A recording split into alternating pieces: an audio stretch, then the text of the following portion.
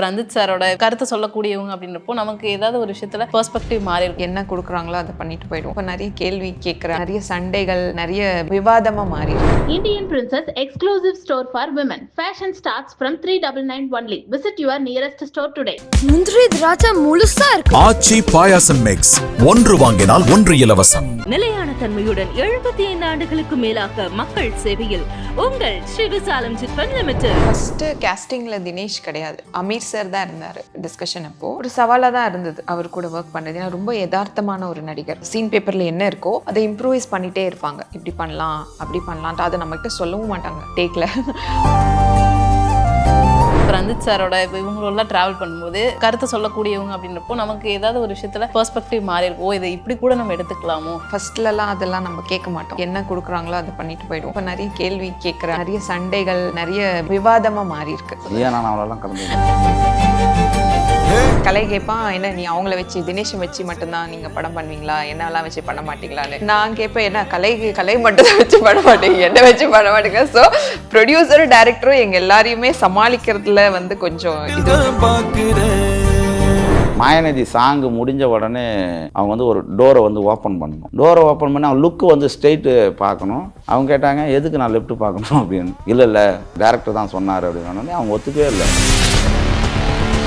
நான் வந்து வெறும் என் வயிற்றை மட்டுமே நம்புகிற ஒரு சினிமாவாக எடுத்துடாமல் இந்த மண்ணில் நடந்துட்டு இருக்கிற அநீதிகளுக்கு எதிராக என்னால் முடிஞ்ச அளவுக்கு ஒரு அறிவை வந்து ஜனநாயகப்படுத்தணும் அப்படின்றது தான் என்னுடைய நோக்கம். என்னுடைய இந்த லேட்டு காரணங்களில் நான் பேசுகிற அரசியலும் காரணம். லிட்டில் டாக்ஸ் நேயர்களுக்கு வணக்கம். இன்னைக்கு நம்ம கூட இந்த கான்வர்சேஷன்ல தண்டகாரண்யம் டீம் தான் இருக்காங்க. வணக்கம் எல்லாருக்கும், எப்படி இருக்கீங்க? நல்லா இருக்கு. நல்லா super sir. First of all Dandakaranyam பேர் கேட்கும் போதே, அதாவது போய் கூகுளெல்லாம் பார்த்தோம் என்ன அர்த்தமாக இருக்குது அப்படின்றப்போ தண்டனைக்குரியவர்கள் வாழ்கிற காடு அப்படின்றது. ஸோ இந்த படத்துக்கு அந்த பேர் வச்சதுக்கான காரணம் என்ன? இந்த கதைக்களம் வந்து பெரும்பான்மை பகுதி வந்து தண்டகாரண்யம் காட்டில் நடக்குது. அதனால இடமே இருக்கா தண்டகாரண்யம்ன்றது வந்து சத்தீஸ்கர், ஜார்க்கண்ட், மகாராஷ்டிரா, ஒரிசா, தெலுங்கானாவுடைய ஒரு பகுதி, இந்த பீகாருடைய ஒரு பகுதி, மேற்கு வங்கத்தினுடைய ஒரு பகுதி, பீகாருடைய ஒரு பகுதி. இது இந்த கிட்டத்தட்ட ஒரு 6-7 மாநிலங்களுடைய எல்லையை தொட்டு இருக்கிற கிட்டத்தட்ட 90,000 சதுர பரப்பளவு கொண்ட ஒரு காட்டுக்கு பேர் தான் தண்டகாரண்யம் காடு. அது இப்பவும் இருக்க தான் செய்யுது. தண்டகாரண்யம் காட்டில் இந்த கதை நடக்கிறதுனால இந்த படத்துக்கு கரெக்டான ஒரு பேர் வந்து அதுக்கு தான் பொருந்தும்னு நினைக்கிறேன். ஸோ இந்த படத்தில் பார்க்கும்போது என்ன பேரை மாற்றிட்டீங்க அப்படின்ற மாதிரி இருந்துச்சு. உங்களுக்கு ஏதாவது தோணுச்சா? நல்லாவே தெரியுதுல்ல உங்களுக்கு, நீங்கள் போஸ்டர்லாம் பார்க்கும்போதே. ஆக்சுவலாக நான் ஒரு எக்ஸ்பெக்டேஷனோட போனேன், கண்டிப்பாக பேர் அப்படின்ற. என்ன பேரை மாற்றிட்டீங்க அப்படின்னு. உங்களுக்கு ஆக்சுவலாக வந்து கதை கேட்கும் போது இல்லை நீங்கள் இவருக்கு தான் பேர், தினேஷ் சாருக்கு தான் பேர் அப்படின்றப்போ ஃபர்ஸ்ட் ஆஃப் ஆல் உங்களுக்கு ஃபன்னாக என்ன தோணுச்சு, என்ன சார் அப்படின்னு? இல்லை, ஃபஸ்ட்டு கேஸ்டிங்கில் தினேஷ் கிடையாது, அமீர் சார் தான் இருந்தார் ஃபஸ்ட்டு கதை டிஸ்கஷன் அப்போது. அதுக்கப்புறம் அவரோட டேட்ஸ் கரெக்டாக நாங்கள் ஸ்டார்ட் பண்ணுற ஷூட்டிங்கில் அவரால் கொடுக்க முடியல. ஸோ லாஸ்ட் ஒரு 10 days அந்த டைமில் தான் தினேஷ் வந்து உள்ளே வந்தார். நான் ஃபஸ்ட்லேருந்தே இருந்தேன், என்னோடய கேரக்டர் ஃபஸ்ட்லேருந்தே இருந்தது. கடைசியாக தான் தினேஷ் கேஸ்டிங் பண்ணாங்க. ஸோ அது நமக்கு ஒரு பெரிய டிஃப்ரென்ஸ் எதுவும் தெரியல. ஏன்னா அவருமே ஒரு யதார்த்த நடிகர், அவர் கூட நடிக்கிறதுமே எனக்கு ஒரு பெரிய சவாலாக இருந்தது. ஓவராலாக இந்த படத்தில் ஒர்க் பண்ண அந்த எக்ஸ்பீரியன்ஸ் ரொம்ப நல்லா இருந்தது. என்னென்னா வந்து எங்கள் லொக்கேஷனே வந்து ஒரு ஃபுல்லாகவே வந்து காடு, மலை, அந்த இடத்துக்கு போகிறதுக்கே ஒரு சவாலான ஒரு விஷயமா இருக்கும். அங்கே ஃபுல்லாகவே செல் டவர் இருக்காது, கேரவன் கிடையாது, பாத்ரூம் ஃபெசிலிட்டிஸ் கிடையாது. அந்த ஊரில் ஒரே ஒரு ஸ்கூல் இருந்தது. அந்த ஸ்கூலில் இருந்த பாத்ரூம் தான் நாங்கள் எல்லாருமே யூஸ் பண்ணிகிட்டு இருந்தோம். ஹோல் டீம் எல்லாருமே அதை தான் யூஸ் பண்ணிகிட்டு இருந்தோம். ஸோ நிறைய எக்ஸ்பீரியன்ஸ் இருக்குது. அந்த ஆக்சுவலி நாங்கள் அந்த லொக்கேஷனுக்கு போயிட்டு அங்கேருந்து ஷூட் பண்ணுறதுக்கு நாங்கள் மலை மேலே ஏறி நடந்து போவோம். ஸோ நான் இப்போ நாங்கன்னா ஆர்டிஸ்ட்டு நாங்கள் போயிடுவோம், டெக்னீஷியன்ஸ்லாம் பார்த்துக்கோங்க, அவங்க எல்லாருமே கேரி பண்ணிட்டு போகணும். ஸோ ஒன்றுமே வந்து பிஹைண்ட் த சீன் நீங்கள் வீடியோஸ்லாம் பார்த்தீங்கன்னா வந்து உங்களுக்கு புரியும். அவ்வளோ ஹார்ட் ஒர்க் பண்ணி அவ்வளோ கஷ்டப்பட்டு இந்த படத்தை நாங்கள் வந்து எடுத்துருக்குறோம். ஸோ எக்ஸ்பீரியன்ஸ்ன்னு கேட்டிங்கன்னா நிறைய சொல்லிகிட்டே போகலாம். ஸோ நீங்கள் சொல்லுங்கள், ஏன்னா நான் ட்ரெய்லரில் பார்க்கும்போது நிறைய இடத்துல நீங்கள் தான் காட்டுக்குள்ளே நடந்துகிட்டே இருந்தீங்க. எவ்வளோ தூரம் நடந்தீங்க காட்டுக்குள்ளே? அவ்வளோ தூரம்லாம் நடக்கலை, பட் நம்ம ஷூட் பண்ணுற அந்த இடம் வந்து ஆப்வியஸ்லி ஷார்ட்ஸுக்காக இட் வாஸ் ஒரு ஷார்ட்டான டிஸ்டன்ஸ் தான். பட் அது தவிர நம்ம வந்து மற்றவங்களோட ஷூட் போகும்போது அப்போ தான் எனக்கு கொஞ்சம் நம்ம கொஞ்சம் ஃப்ரீயாகும் போது அந்த டைமில் தான் நம்ம வந்து கொஞ்சம் நிறைய போய் எக்ஸ்ப்ளோர் பண்ணி அங்கே ஊரில் இருக்கிற அந்த வில்லேஜில் இருக்கிற அந்த பீப்புள் அங்கே எல்லாருமே போய் மீட் பண்ணி. ஸோ அதுதான் என்னோட ஆக்சுவலாக இந்த எக்ஸ்பீரியன்ஸ் வந்து எனக்கு அதுதான் ஃபஸ்ட்டு பிக்சரில் வருது. அண்ட் அங்கே வந்து அந்த காட்டுக்குள்ளே ரொம்ப ரொம்ப ரொம்ப பியூட்டிஃபுல்லாக இருந்தேன். ஸோ எந்த பக்கம் நீங்கள் போய் உட்காந்தாலும் ஒரு வியூ இருக்கும். ஸோ ஆக்சுவலாக நான் நிறையா நடக்கலை, நான் ஒரு பிளேஸில் உட்காந்து தான் நிறைய இருந்தேன். சார், எனக்கு உங்களோட முதல் படம் 2ஆம் உலகப் போரின் கடைசி குண்டு. இப்போ அந்த படத்தோட டைட்டிலே பார்த்தீங்கன்னா ஒரு விளக்கமான ஒரு டைட்டில் அது. அப்படின்றப்போ இந்த படத்தை தண்டகாரண்யம் டைட்டில் சூஸ் பண்ணுறீங்க இல்லையா, அதை பற்றி சொல்லுங்கள் சார். பெரும்பாலும் டைட்டில் வந்து நம்ம எதுவாக இருந்தாலுமே நம்மளுடைய தேவை பொறுத்து தான் நம்ம வந்து. அப்போ இந்த படத்துக்கு ஆனால் அதுக்கு வந்து ஒரு குண்டை பற்றியான ஒரு பேசுகிற படம். அது 2ஆம் உலகப் போருக்கு பிறகு ஏற்பட்ட மாற்றங்களை வந்து சொல்கிற, அதனுடைய பாதிப்பு இன்னும் இருக்குதுன்றதை சொல்கிறதுக்காக அந்த படம் எடுத்தோம். அதனுடைய பொருள் வந்து அடங்கியிருக்கிற ஒரு டைட்டிலாக 2ஆம் உலகப் போரின் கடைசி குண்டு இருக்குது. இந்த படம் வந்து தண்டகாரண்ய காடுன்றது வந்து இந்தியாவுடைய, நான் தொடர்ந்து சொல்லிட்டுருக்கேன், இந்தியாவுடைய இதயமாக அதுதான் இருக்குது. கிட்டத்தட்ட இந்தியாவுடைய கனிம வளங்களில் 45-60% அந்த காட்டில் மட்டுமே இருக்குது. அப்படி உலகம் முழுக்க இருக்கிற கார்ப்பரேட் நிறுவனங்கள் வந்து தொடர்ந்து தண்டகாரண்ய காட்டை நோக்கி வந்து தொடர்ந்து படையெடுத்துக்கிட்டே இருக்கிறாங்க. அங்கே வந்து பாக்சைட் இருக்குது, இரும்பு இருக்குது, நிலக்கரி இருக்குது, வைரம் இருக்குது, யுரேனியம் இருக்குது, எல்லாமே இருக்குது. உலகில் அரிதான விலங்குகள் இருக்குது, அதே மாதிரி தாவரங்களும் இருக்குது.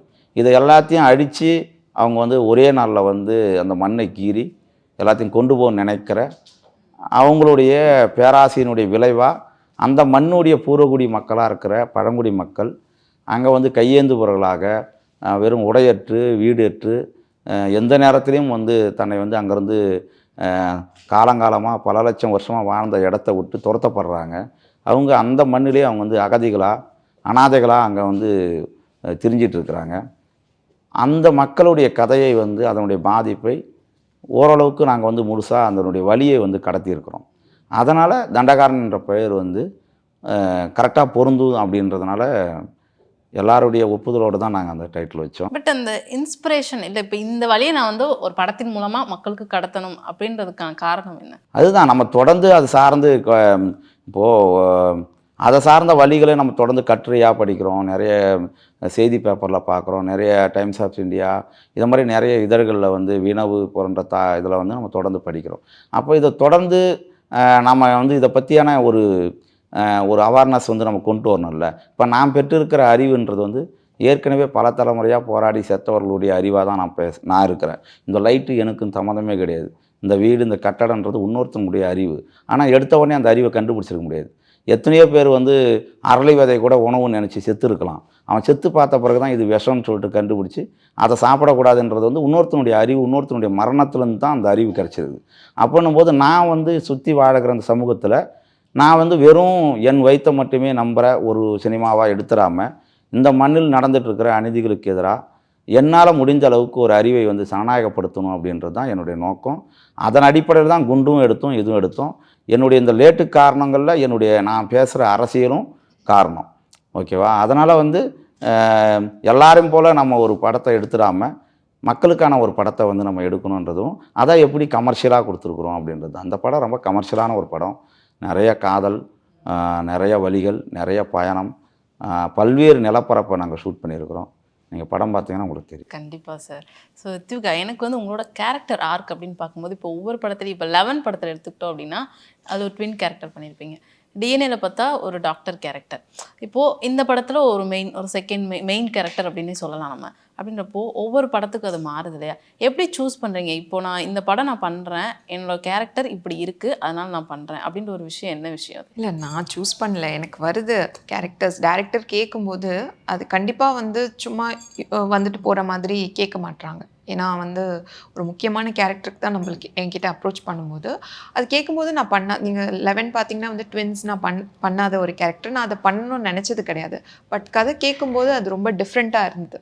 ஸோ என்னுடைய ரோல்லேருந்து தான் அந்த படத்தில் ட்வின்ஸ் இருக்கிறதே வந்து ரிவீல் ஆகும். ஸோ அந்த டேர்னிங் பாயிண்ட் நல்லா இருந்தது அது பார்க்கும்போது. ஸோ எதுக்கு நம்ம அது கொஞ்சம் நேரம் வரும், ஏன் நம்ம இதை பண்ண வேணாம் அப்படின்னு நினைக்காம ஒரு இம்பார்ட்டண்ட்டாக இருக்கும்போது, ஒரு கதையில் ஒரு டேர்னிங் பாயிண்ட்டாக இருக்கும்போது ஆடியன்ஸ் மனசில் அது நிற்கும். இப்போ என்னை கண்டிப்பாக அது பாயிண்ட் அவுட் பண்ணி கேட்பாங்க. அப்படி தான் இந்த படமுமே கூட எனக்கு வந்து அதையும் சொல்லும்போது அதான் ஃபர்ஸ்ட்லேயே நான் இருந்தேன் ஸ்கிரிப்டில் நான் இருக்கும்போது இது ஒரு த்ரூ அவுட் த மூவி வருமா அப்படின்னு நம்ம பார்க்குறத விட என்ன இம்பார்ட்டன்ஸ் இருக்குது அந்த கதைக்கு. இப்போ என்னோடய கேரக்டர் வந்து ஒரு பொறுப்பான ஒரு வீட்டில் இருக்கிற ஒரு ஒய்ஃபு, ஹஸ்பண்ட் கிட்ட வந்துட்டு நம்ம என்ன பிரச்சனை, குடும்பத்தை தான் பார்க்கணும், நீ ஏன் ஊரில் இருக்கிற பிரச்சனையெல்லாம் பார்த்துட்ருக்க, அந்த மாதிரி பொறுப்பாக சொல்கிற ஒரு கேரக்டராக இருக்கும்போது அது எனக்கு பிடிச்சிருந்தது. அது என்கிட்ட வரும்போது கண்டிப்பாக அதை நான் மிஸ் பண்ணாமல் அதை நான் எடுத்து பண்ணணும் அப்படின்னு தான் நினைப்பேன் நான். அண்ட் உங்களோட நட்சத்திரம் நகைக்கிறது அடுத்து ரஞ்சித் சாரோட ப்ரொடக்ஷனில் அடுத்தடுத்து பண்ணும்போது இப்போ உங்களுக்கு வந்து ரஞ்சித் சார் நல்லா தெரியும் அப்படின்றப்போ இப்போ இவரே பார்க்குறீங்கிறப்போ ஏதாவது டிஃப்ரென்ஸ் இல்லை சிமிலாரிட்டிஸ்லாம் பார்த்துருக்கீங்களா? நிறைய சிமிலாரிட்டிஸ் இருக்குது ஆக்சுவலாக. பிகாஸ் அதையும் தோழர் வந்து ரஞ்சித் சார் பற்றி தான் ஒரு 90% 80% அவரை பற்றி தான் பேசிட்டே இருப்பாங்க. அண்ட் அவரோட வியூஸ் அண்ட் எல்லாருமே ஒரு எவ்ரிபடி ஹேஸ் ஒரு ஸ்ட்ராங் பொலிட்டிக்கல் வியூ. ஸோ அதனால் நிறையா டிஃப்ரென்சஸும் இருக்குது, சிமிலாரிட்டிஸும் நிறையா இருக்குது. And production was the same. So எனக்கு வந்து experience wise, relation wise also எனக்கு மேபி ஐ எம் பிகம் இன்னும் கொஞ்சம் க்ளோசர் டு அதியன் தோழர். பிகாஸ் நம்ம 2 பேருக்குள்ளே ஒரு பாண்ட் இருந்துச்சு. ஷூட் பண்ணுறதுக்கு முன்னாடியே ஒரு 2-3 மந்த்ஸாக நான் ஆஃபீஸ்க்கு போய் டெய்லி டயலாக்ஸ் எல்லாம் படித்தனால நமக்கு வந்து நிறைய பேசிட்டோம். ஸோ சாரோட முன்னாடி வைக்கிற படம் எல்லாம் எக்ஸ்பீரியன்ஸ் நிறைய கதைகள் எல்லாம் சொல்லிகிட்ருக்கேன். So similarities, differences, yes, both they have different views here and there, but similarities, yes, நிறைய இருக்கு. ஸோ பட் அதே மாதிரி 2 பேர்கிட்டயுமே இந்த கொஸ்டினை கேட்கலாம். இவங்களோட தொடர்ந்து ட்ராவல் பண்ணும்போது இப்போ ரஞ்சித் சாரோட இப்போ இவங்களோடலாம் ட்ராவல் பண்ணும்போது பெர்ஸ்பெக்டிவ், இவங்க கருத்தை சொல்லக்கூடியவங்க அப்படின்றப்போ நமக்கு ஏதாவது ஒரு விஷயத்தில் பெர்ஸ்பெக்டிவ் மாறி இருக்கும். ஓ, இதை இப்படி கூட நம்ம எடுத்துக்கலாமோ, இப்படி கூட பார்க்கலாமோ அப்படின்ற ஒரு விஷயம் அது உங்களுக்கு ஏற்பட்டிருக்கா? நிறைய சீன்ஸ்லாம் சொல்லும்போது நிறைய டிஸ்கஷன்லாம் வரும்போது சில விஷயங்கள் நம்ம ஃபஸ்ட்லலாம் அதெல்லாம் நம்ம கேட்க மாட்டோம். என்ன கொடுக்குறாங்களோ அதை பண்ணிட்டு போயிடுவோம். இப்போ நிறைய கேள்வி கேட்குற அளவுக்கு கேள்வி கேட்போம். என்ன எழுதி கொடுக்குறாங்களோ அதை பண்ணுவோம். இது இப்போ ஏன் இது இப்படி இருக்குது அப்படி இருக்குன்னு கேட்குற எங்களுக்கு அந்த ஸ்பேஸ் நிறைய கொடுத்துருப்பாங்க. இந்த ப்ரொடக்ஷன்லேயும் சரி, டைரக்டர்கிட்டையுமே சரி. பெர்ஸ்பெக்டிவ் சொல்கிறத விட நிறைய டிஸ்கஷன், நிறைய சண்டைகள், நிறைய விவாதமாக மாறி இருக்கு. நான் அவ்வளோலாம் கலந்து அதுதான் கேட்குறேன். அப்போ அங்கே வந்து என்னென்ன விவாதங்கள்லாம் நடக்கும் இப்போ? ஏன்னா கேள்வி நாங்கள் வந்து கேட்க விவாதம் பண்ணுறவர் வரல. ஆக்சுவலி வின்சுவெல்லாம் அவ்வளோ விவாதம் பண்ண மாட்டாங்க. நானுமே ஒரு 2 இன்னும் விவாதம் பண்ணுற அவர் இன்னும் வரல இந்த டீமில். இல்லை ரித்விகா வந்து பயங்கர போல்டான ஒரு ஆள் தான். நிஜ வாழ்க்கையிலையும் அப்படி தான் சண்டை போடுற ஆள். எதுவாக இருந்தாலும் ஸ்ட்ரெயிட் ஃபார்வர்டு. அதில் வந்து பயங்கரமாக விவாதம் பண்ணுற ஆள் தான். இதுதான் இப்படிதான் அதை நான் மாற்றிக்கலாம். நாங்கள் தான் மாறி சீனெல்லாம் மாற்ற மாட்டேன். சீனில் மாற மாட்டோம். நிஜ வாழ்க்கையில் என் கேரக்டர் வேற ஒன்றா இருக்கும். ஆனால் ரித்விகா வந்து என்னுடைய பெஸ்ட் ஃப்ரெண்டு. அதுக்காக நான் மாறிக்குவேன். சரி, அது கோவப்பட்டாங்க. என்னதான் சார் நீங்க மாத்திக்கிட்டீங்க? ரித்விகா நானே சண்டை போட்டு நானே போய் வெக்கம் இல்லாம கூடி இருக்கிறேன். அப்புறம் சாரி கேட்டிருக்கிறேன். அத மாதிரியான ஒரு ஃப்ரெண்டு தான். இதெல்லாம் நடக்குமா? இதெல்லாம் பிஹைண்ட் த சீன். அவங்க வந்து படத்தை பத்தி கேட்கறாங்க. இல்ல சொல்றேன். இல்ல பிஹைண்ட் த சீன் தான் நானும் கேட்கறேன். அதுதான் கொஞ்சம் இன்ட்ரெஸ்டிங்கா இருக்குல்ல கேட்கறதுக்கு. சண்டை நடக்குது, சாரி கேட்கறோம். நான் உங்களை பார்க்கும்போது ரொம்ப நாங்கள் முதலே சண்டையில் தான் ஆரம்பித்தோம். சூப்பர். இல்லை என்ன எப்படி சண்டை ஆரம்பிக்கணும், கேஸ்டிங் பண்ணும்போது என்ன நீங்கள் கலை கேட்பான், என்ன நீ அவங்கள வச்சு தினேஷை வச்சு மட்டும்தான் நீங்கள் படம் பண்ணுவீங்களா, என்னெல்லாம் வச்சு பண்ண மாட்டீங்களான்னு. இவர் வந்து நான் கேட்பேன், என்ன கலை மட்டும் தான் வச்சு பண்ண மாட்டீங்க, என்ன வச்சு பண்ண மாட்டீங்க. ஸோ ப்ரொடியூசரும் டைரக்டரும் எங்கள் எல்லாரையுமே சமாளிக்கிறதுல வந்து கொஞ்சம் இதுவாக இருப்பாங்க. அவங்களுக்கு அதுதான் ஒரு தலைவலி. இவன் கேட்குறான், அவன் கேட்குறான், யாரையுமே மறுத்து பேச முடியாது. ஏன்னா எல்லாமே ஒரு ஃபேமிலியாக ஒரு 10 years மேலே எல்லாம் கொலாபரேட் பண்ணி ஒர்க் பண்ணிட்டு இருக்கோம். ஸோ அதனால யாரும் மறுத்து பேச முடியாத ஒரு இது இருக்கிறதுனால இவங்களுக்கு இதை சமாளிக்கிறது ஒரு. இப்போ நான் அவர்கிட்ட தான் கேட்கணும் சார், நீங்கள் சொல்லுங்க உங்களுக்கு யாரை சமாளிக்கிறது ரொம்ப கஷ்டமா இருந்தது? அப்படி சொல்லி இதுக்கு பிறகு பெரும் பிரச்சனை ஆகும். அதை வந்து நம்ம சொல்லவே முடியாது. ஃபோன் கால் வர முடிச்சோடனே என்ன சொன்னீங்க அப்படின்னு சொல்லி அவங்க பின்னால் இருக்கிறவங்கள சொல்ல முடியாது. இங்கே இருக்கிறவங்கள வேணா சொல்லலாம். ரித்விகா சமாளிக்கிறது ரொம்ப கஷ்டம். ஏன்னா அதுக்கு நல்லா என்ன சொல்கிறது, ஃப்ரெண்டே இல்லை. வின்ஸ் வந்து இப்போ தான் எனக்கு அறிமுகம். ரொம்ப அடுத்த படத்துல வின்சு சமாளிக்கிறது கஷ்டம். என்னன்னா நம்ம காரணம் சொல்லணும். அது வந்து கேட்கறது நல்லது அது. ஏன்னா ராதிகாப்தியை நாங்கள் குண்டில் கபாலியில் ஒர்க் பண்ணும்போது அவங்கக்கிட்ட ஒரு ரீசன், உதாரணத்துக்கு சொல்லணும்னா மாயாநதி சாங்கு முடிஞ்ச உடனே அவங்க வந்து ஒரு டோரை வந்து ஓப்பன் பண்ணணும். டோரை ஓப்பன் பண்ணி அவங்க லுக்கு வந்து ஸ்ட்ரெயிட்டு பார்க்கணும். ரஜினி சார் வந்து அங்கே கண்ணாடி பார்த்துட்டு இருப்பார். அங்கே சண்டை நடக்க ஆரம்பிக்கும், சண்டைக்கு லீடு. ஆனால் அவங்க டோரை திறந்து லெஃப்ட்டு பார்க்கணும்னு சொல்லிட்டு கோ டைரக்டர் ஜெனின்னு சொல்லிட்டு அவங்க போய் சொல்லியிருக்காங்க. அவங்க கேட்டாங்க, எதுக்கு நான் லெஃப்ட்டு பார்க்கணும் அப்படின்னு. இல்லை டேரக்டர் தான் சொன்னார் அப்படின்னு சொன்னோடனே அவங்க ஒத்துக்கவே இல்லை. என் வீட்டுக்காரர் எதிர்க்க இருக்கார், நான் ஏன் வந்து லெஃப்ட்டு பார்க்கணும், டோரை திறந்தா நான் லெஃப்ட்டு தான் பார்க்கணும், ஸ்ட்ரைட்டாக தான் பார்ப்பேன், நான் ஏன் லெஃப்ட்டு பார்க்கணும் அப்படின்னு. அப்புறம் ரஞ்சித் அவர்கிட்ட வந்து சொல்லும்போது அவங்க வந்து ஒரு ஆர்டிஸ்ட்டுக்கு வந்து நீங்கள் வந்து ஸ்ட்ராங்காக புரிய வைக்கணும். அவங்க சொன்னால் கூட நீ வந்து எதனால் பார்க்கணும்னு ஒரு ரீசன் சொல்லணும். அதுக்கு முன்னே ஒரு சவுண்டு கேட்கும். தன்சிகாவுக்கும் இன்னொருத்தவங்க சண்டை நடக்கும். அவள் கத்துற சவுண்டு தான் முதல்ல வரும். முதல்ல விஷுவலை விட சவுண்டு கேட்டவுடனே, அலற சவுண்டு கேட்டவுடனே லெஃப்ட்டு பார்க்கணும். அப்புறமா நீங்கள் இதை லுக்கு வந்து ஸ்ட்ரெயிட் கொடுங்க அப்படின்னு சொன்னேன். அதை மாதிரி வந்து அவங்களுக்கு டவுட் வந்துருச்சுன்னா அவங்க வந்து அது வந்து ஃப்ரேமில் தெரிஞ்சிடும். அப்போ அவங்களுக்கு புரிகிற அளவுக்கு அதை மாதிரி தான் ரித்விகாவுடைய இது இருக்கும். வின்ஸும் அதே மாதிரி தான். நம்ம புரிய வைக்கணும். அதாவது புரிய வைக்கணும்னா நாம் ஒரு யோசனையில் எழுதியிருப்போம், அவங்களுக்கு புரிய வச்சிட்டோம்னா அதை வந்து இது பண்ணுவாங்க. அதே மாதிரி எனக்கு ரித்விகா எனக்கு பயம் கிடையாது. ஏன்னா வந்து மெட்ராஸ் எல்லாம் பயங்கரமாக அவங்களுடைய ஒர்க்காகவும் சரி, குண்டாக இருக்கட்டும் சரி, எல்லா பரதேசியாக இருக்கட்டும், எல்லாத்தையுமே சூப்பராக இது பண்ணியிருக்காங்க. ஆனால் வின்ஸோட நான் வந்து பார்த்தது வந்து வெறும் நட்சத்திர நகரத்து மட்டும்தான் பார்த்துருந்தேன். அதோட வின்ஸுடைய இன்ஸ்டாவில் நீங்கள் போய் பார்த்தீங்கன்னா இந்த கேரக்டருக்கு நீங்கள் பொருத்தியே பார்க்க முடியாது அப்படின்னு நிலைமுறை தான் இருக்கும். அவ்வளோ மாடனாக அப்டேட்டான ஒரு ஆள். அதை நீங்க எப்படி சார் பொருத்தி பார்த்தீங்க இவங்க கரெக்டாக இருப்பாங்க இந்த கேரக்டர்? இல்லை, அதுக்கு தான் டெஸ்ட் அவுட் பண்ணோம். எனக்கு ஒரே ஒரு எவிடன்ஸ் என்னன்னா, அந்த கல்யாண சீன் ஒன்று இருக்கும், அதில் வந்து ஒரு புடவை கட்டின்னு இருக்கிற மாதிரி ஒரு ஷாட் இருக்கும். அதை பார்த்தவொடனே எனக்கு ரொம்ப பிடிச்சிருந்தது. ஓகே, இந்த ஒரு அது மட்டும் தான் இருந்தது. நான் இன்ஸ்டாவிலையும் போய் தள்ளி பார்த்தேன், எங்கேயுமே அது மாதிரியான வாய்ப்பே இல்லை. சரி, ரஞ்சித்தோடர்கிட்ட நான் கேட்டேன், நீ வேணால் ஒரு டெஸ்ட் அவுட் பண்ணிப்பாரு அப்படின்னாரு. சரி, அதனால் வந்து நாங்கள் வச்சு பார்த்தேன், எனக்கு அதை பிடிச்சிருந்தது. ரித்விகா நம்ம யோசிக்கவே வேணாம். அதனால் நாம தான் ஏதாவது சொல்ல வேண்டியதாக இருக்கும். அவங்க தான் ஏதாவது சொல்லுவாங்க, நம்ம கேட்க வேண்டியதாக இருக்கும் அப்படின்ற மாதிரியா? ஆனால் எனக்கு இதை பார்க்கும்போதே ஒரு ஃப்ரெண்ட்ஸ்லாம் சேர்ந்து அழகாக ஒரு ரொம்ப வருஷம் ட்ராவல் பண்ணிட்டு இருக்கன்றப்போ அந்த இடத்துல சொன்ன மாதிரி நிறைய சண்டைகள் வரும், கருத்து வேறுபாடு வரும். பட் எண்ட் ஆஃப் த டே யார் வந்து ஓகே அப்படின்னு சொல்கிறது? ரித்விகா வந்து சொல்கிறதுக்கு வாய்ப்பே கிடையாது. அதுடைய பிடிவாத அது வந்து எப்படின்னா என்கிட்ட மட்டும் கிடையாது. ரஞ்சித்தோட இருந்தாலும் சரி, 2 வருஷம் கூட ஃபோன் பண்ணாமல் இருக்கும். எல்லாக்கிட்டையுமே சரி, அது வேலைன்னாவும் அதை கரெக்டாக பார்க்கும். அதில் வந்து எந்த பிசுறும் தட்டாது. கரெக்ட் டைம் வரும், கரெக்ட் டைம் போகும். அதே மாதிரி அது என்ன கீழே வந்து அழுவு, அதை பண்ணு, எல்லா வேலையும் பார்க்கும். ஆனால் அது ரூல்ஸ் வந்து யாரும் அதை ஃபாலோ பண்ணும். வின்ஸ் வந்து இது பயங்கர கோவத்தில் இருக்காரு மேலே. உண்மைதான் சொல்கிறேன், கோவம் கிடையாது. கால் பண்ணேன் சார், 2 வருஷம் கால் பண்ணாம இருந்தீங்களா? தேவை இருக்கு சொல்லுங்க, தேவை இருக்கும் போது பண்ணிக்கலாம். ஃப்ரெண்ட்ஸ்குள்ள என்னங்க என்கிட்ட இல்லை, எல்லாத்தையும் தான் சொல்றேன், தேவை இருக்கும் போது பண்ணிக்கலாம். அந்த மாதிரியான விஷயம். அண்டு அதுக்கப்புறம் பார்த்தீங்கன்னா காஸ்டிங் பார்க்கும்போது தினேஷ் சார் அதில் வந்து அவர் தான் லீடு. இதில் வந்துட்டு கலையாசன் சாரும் இருக்கட்டும் அப்படின்னு ஒரு விஷயம் எதனால் வந்தது? 2 விஷயம் இருக்குது. ஒன்று என்னன்னா, நான் வந்து ஏற்கனவே சொல்லியிருக்கேன், தெருக்கூத்து வந்து எங்கள் ஊரில் நான் தொடர்ந்து அந்த தெருக்கூத்து பார்த்து தான் நான் வளர்ந்துருக்கிறேன். நாள் வந்து இந்த ஜோடி வருவாங்க, அடுத்த நாள் வேற ஒருத்தவங்களுக்கு ஜோடியாக வருவாங்க. ஒரே ஆள் வந்து ஆண் வேஷமாகவும் பெண் வேஷமாகவும் மாறியும் ஆடுவாங்க. அப்போ அந்த மேஜிக் வந்து அவங்க எதிர்க்க, அதாவது நம்ம திரையில் பார்க்குறவங்களுக்கு பல வருஷம் கழிச்சு படம் எடுக்கிற நமக்கே அது வந்து ஈஸி. ஆனால் அன்னன்னைக்கு பார்க்குறவங்களுக்கு நைட்டு 9 மணிக்கு பெண் வேஷம் கட்டி இருந்திருப்பார். அவரே ஆள் பற்றாக்குறைக்கு வந்து காலையில் வெடியும் போது வந்து ஆண் வேஷம் கட்டின்னு வந்திருப்பார். மாறி மாறி வருவாங்க. இப்போ அதை நம்புகிறோம்ல, அதை காத்து அழுகுறோம்ல. அப்போ அவங்களால, ஒரு தெருக்கூத்து கலைஞர்களால் அதை வந்து மக்கள் மத்தியில் நேரடியாகவே அதை நிகழ்த்தி காட்டும்போது 2 வருஷத்துக்கு ஒரு முறை 3 வருஷத்துக்கு ஒரு முறை படம் எடுக்கிற நம்மளால் அதே ஆர்டிஸ்ட்டை வந்து பேர் பண்ணி நம்ம காட்ட முடியுன்றது வந்து எனக்கு ஒரு இது.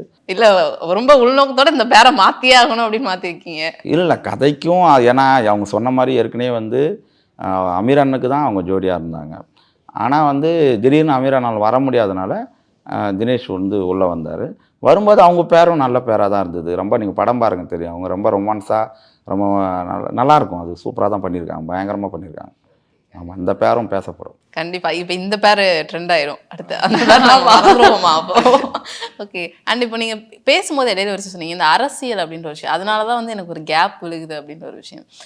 நீங்கள் படங்கள் எடுக்கும்போதுமே அந்த சர்க்கிளில் இருக்கவங்கள ஆர்டிஸ்டாக இருக்கட்டும், இல்லை அந்த படம் வந்து வரதுக்கு ஒரு கேப் இருக்கதாகட்டும், என்னென்ன ஸ்ட்ரகிள்ஸ் ஃபேஸ் பண்ணுறீங்க நீங்கள்? இல்லை, அப்படி இல்லை. நம்ம கதைகள் வந்து ஏற்கனவே சினிமா வந்து ஒரு வகையான பட்ட கதைகளுக்கு வந்து இது பண்ணுவாங்க. இப்போது பேய் படம் வந்துச்சுன்னா தொடர்ந்து பேய் பட சீசனாக வரும். அப்போது வந்து நான் வந்து ஒரு பேய் பட சீசனுக்கு ஒரு பேய் படம் என்னால் எடுக்க முடியாது. ஒரு கிராமத்து படம் வந்துடுறேன்னா அதே மாதிரியான நாட்டாம குதிரையில் போகிறாருன்னா அடுத்தது வேறு ஒன்று யானையில் வருவார், இப்படி தொடர்ந்து வந்துகிட்டே இருக்கும். இப்போது ஒரு சீசனுக்கு ஏற்ற மாதிரியான ஒரு படத்தை வந்து என்னால் எடுக்க முடியாது. எனக்கு இந்த மக்களுடைய தேவையை குறிஞ்சு அதே வகையில் அதை வந்து எப்படி கமர்ஷியலாக சொல்ல போகிறோம் அப்படின்றது தான். நாங்கள் வந்து வெறும் வரட்டுத்தனமாக வெறும் அதை பாருங்கள் டாக்குமெண்ட்ரி எடுக்க கிடையாது. இதுக்குள்ளே பயங்கரமான ஒரு லவ் இருக்குது, உறவு இருக்குது, எல்லாமே இருக்குது, எமோஷனல் இருக்குது. இந்த படம் ரொம்ப முக்கியமான கமர்ஷியலாக குண்டு மாதிரியே தான் இதுவும் நாங்கள் எடுத்துருக்குறோம். ஆனால் அதை வந்து நம்ம எப்படி சொல்கிறோம் அப்படின்றதுல வந்து நம்ம தெளிவாக இருக்கிறோம்.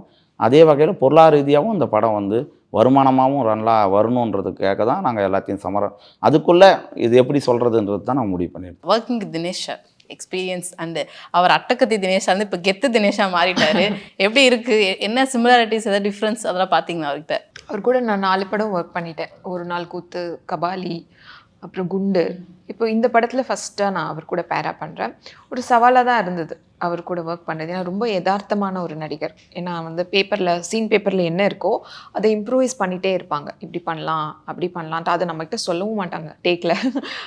ஸோ அதனால நம்ம கொஞ்சம் கேர்ஃபுல்லாக இருக்க வேண்டியதாக இருக்கும். அவர் கூட நடிக்கும்போது ரொம்ப ஈஸியாக ஒர்க் பண்ணது. ரொம்ப நல்ல மனிதர், எல்லாரையும் நல்லா பார்த்துப்பாங்க செட்டில். அதாவது லைட்மேன்லேருந்து, ப்ரொடக்ஷன்லேருந்து, டேரக்டர்லேருந்து, ஆர்டிஸ்ட்லேருந்து எல்லாரையுமே நல்லா பார்த்துப்பாங்க. ஓகே, டேரக்டரே அவர் தான் பார்த்துக்கிட்டாங்க. ஒரு சரி. ஆமாம், உண்மைதான் அது. எல்லாரையுமே அவங்க நல்லா பார்த்துப்பாங்க. எல்லாரையும் சாப்பிட்டீங்களா, அது எப்படி சொல்கிறது, எப்படி ஒரு மனுஷனால இவ்வளோ எனர்ஜியோட எல்லாரையுமே சாப்பிட்டீங்களான்னு கேட்க முடியும்னு கூட நம்ம வந்து ஆச்சரியப்படலாம். அந்த அளவுக்கு பாருங்க, எல்லாம் தலையாட்டுறாங்க ஒரே மாதிரி, ஒரே ரிதம்ல. ஸோ எல்லாரையுமே நல்லா பார்த்துப்பாங்க செட்டில். ஓகே மேம், நிறைய விஷயம் பகிர்ந்துக்கிட்டீங்க. தண்டகாரண்யம் ஒரு பெரிய வெற்றி அடையணும் அப்படின்னு சொல்லிட்டு டிடெக்டிவ் டாக் சார்பில் வாழ்த்துக்களை தெரிவிச்சுக்கிறேன். Thank you so much. தேங்க்யூ.